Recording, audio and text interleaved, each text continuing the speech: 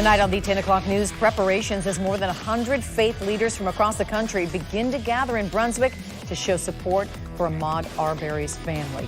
This is the man who fatally shot Arbery testified that he had to make a split-second life or death decision.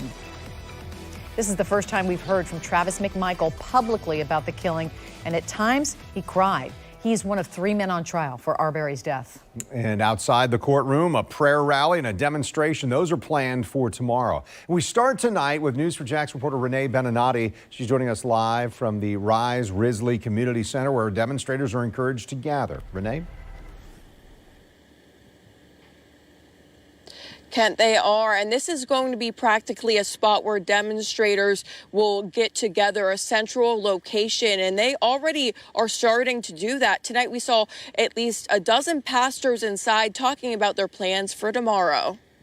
Justice for Ahmaud! Justice for Ahmaud! Support for Ahmaud Arbery's family is growing. Clergy members, activists, and community members calling for justice.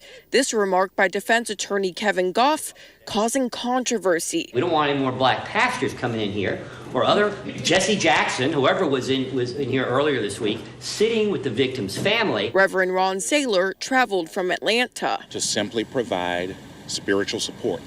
That's what we're here for, no more, no less, to support this family. Thursday, a prayer rally is scheduled outside the courthouse, and during the afternoon, demonstrators will march through Brunswick. Justice for Ahmaud! Justice for Ahmaud! Glynn County United Command is preparing for the crowds. It gets closer to verdict time.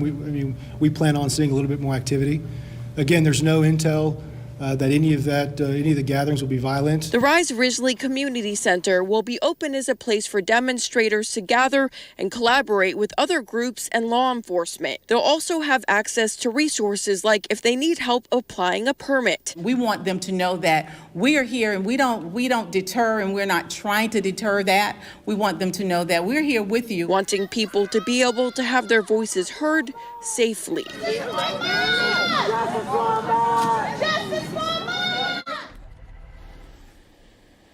Organizers say there will be a police presence out here in the community, but they are hoping to keep that footprint minimal.